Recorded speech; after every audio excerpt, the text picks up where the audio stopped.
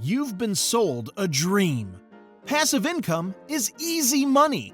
Buy a rental, launch a Shopify store, slap some affiliate links, and cash flows while you sleep. Here's the thing. You won't sleep.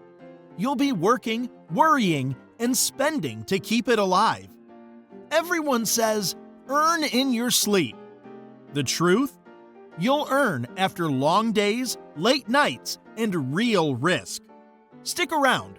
I'll show you why the popular passive paths demand time, money, and maintenance, and the few that actually are passive. I've bought and sold over 100 homes and currently own 96 units. There's nothing passive about it. Properties eat cash and attention. Digital plays? They're jobs in disguise. Let's break down the lie so you choose income that compounds instead of consumes. The lie of passive income. Online passive income means money for nothing. No customers, no calls, no headaches. That version doesn't exist. In the real world, passive income means income that doesn't need your daily presence, but it still needs capital, setup, and maintenance.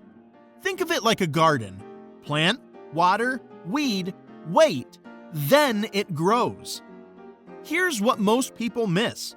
Gurus sell freedom by hiding the upfront grind. Set it and forget it is easier to sell than set it, fund it, fix it, and manage it.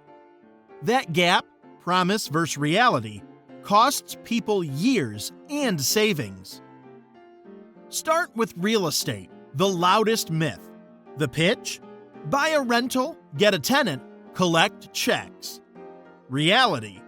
Underwrite, inspect, negotiate repairs, close with fees, then face vacancies, turnovers, late payments, leaks, taxes, insurance hikes, rules, codes, lenders, and contractors.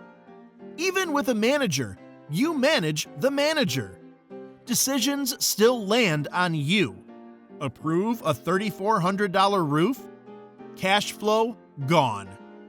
The same illusion online. Dropshipping needs product research, supplier vetting, shipping reliability, store design, payment processing, ad accounts, creative testing, and customer support. You'll spend on ads, burn through tests, and tweak pages daily to move conversion a fraction. Stop the work? Sales fall off. That's not passive. It's performance dependent. Affiliate marketing. The pitch is post links, get paid. Reality, build an audience, publish consistently, optimize search or social, handle email, track analytics, and fight for attention daily. Without scale and trust, commissions are pennies.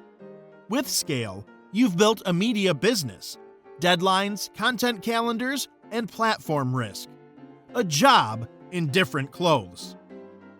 Cost of the myth.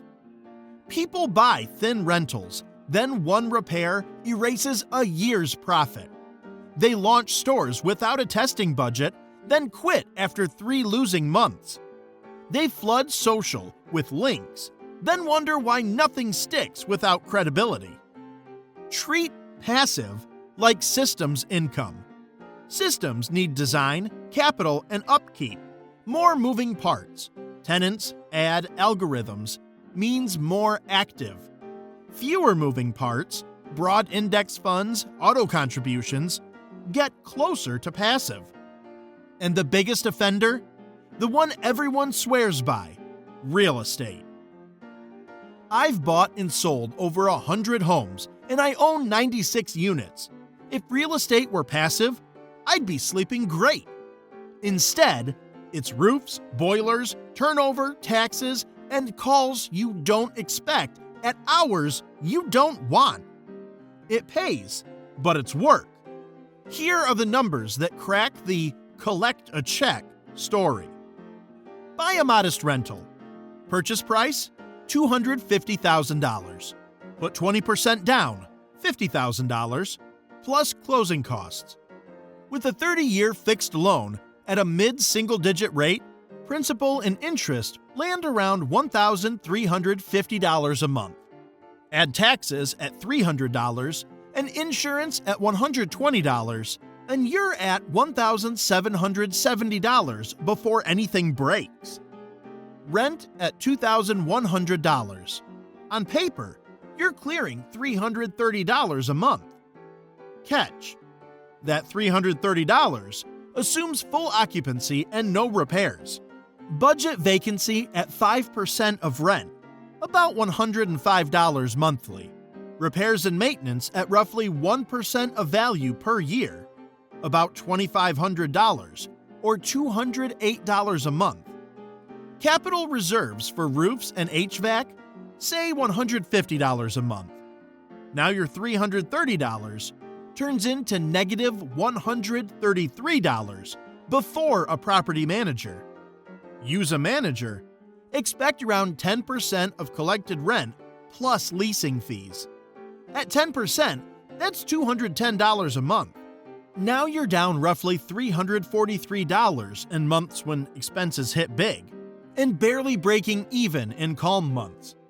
Average hide spikes. One turnover with paint, carpet, and a month vacant can wipe out your year's cash flow. That's the math. Here's the grind. Tenants move out on their schedule. A fridge dies Saturday. A leak waits for a holiday. Codes change. Insurance and taxes jump. Lenders want updated rent rolls and reserves. Contractors no-show or overbid. Even with systems, you keep deciding: approve $1,900 for a sewer cleanout or scope the line for $350 more. Ban pets or accept one with a deposit to speed lease up. The work doesn't vanish, it changes shape. Early on, you hunt deals and negotiate inspections. After closing, you standardize vendors, build turnover checklists, tighten screening, and enforce leases. With scale, you manage the manager, reports, delinquency lists, make-ready timelines, expense approvals. Not hands-off, hands on the levers that keep the machine running. Why new investors get burned? They buy thin. A few $100s of cash flow looks fine until one repair nukes it. They skip reserves. They underestimate time. Even a well-run property claims headspace. Read statements, sign docs, handle refis, answer questions, track performance. Is real estate bad? No. It builds wealth through loan paydown, appreciation you don't control, and tax advantages like depreciation. But those are the long game, not a monthly, passive paycheck. The income side is fragile without reserves, systems, and discipline. If you want it to work, treat it like a business. Build a maintenance calendar. Price in vacancy. Keep 6 to 12 months of expenses per door. Set approval thresholds so you're not making case-by-case calls at midnight. Reality check. Even with all that, it's still active. Tenants are people, buildings age, and rules change. You can earn well. You won't earn while you sleep. If owning property takes this much energy, what about the online options that promise money while you nap? This pitch is a laptop, a beach, and orders dinging while you sip something cold. The business is a treadmill that speeds up as soon as you stop jogging. Dropshipping first. Dropshipping looks simple. List products, run ads, ship from a supplier. In practice, you're an ad optimizer with customer service duty. Day 1. Niche. Product research, supplier vetting, landing pages, and payment processing. Before one sale. Then you buy traffic. Ad platforms reward data, not hope. You test creatives, audiences, and offers. Most tests lose money. If you won't spend on testing, you won't learn fast enough to win. A realistic ramp. Month 1. Build and test. Expect more spend than revenue while you hunt a winner and fix conversion leaks. Month 2. Refine the page, speed, and offer. Maybe one ad set breaks even. You still answer shipping emails and deal with refunds. Month 3. If you iterate well, you get some profitable days.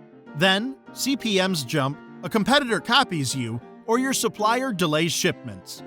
Back to testing. Margins are thin. Every piece takes a cut. Here's the point. Passive income isn't magic. It's systems you build, fund, and maintain. Real estate takes capital, reserves, and steady management. Digital plays demand testing, content, and constant tweaks. The work doesn't disappear, it shifts. So choose your lane. If you want income that compounds, do this first. Automate your savings and invest in broad, low-fee funds. Build one system at a time with clear rules and reserves. Track results weekly and fix the leaks before you scale. Stop chasing shortcuts. Build repeatable habits and simple systems that run without you hovering. If this helped, tap like so I know to go deeper on each path. Subscribe for weekly, practical finance tips.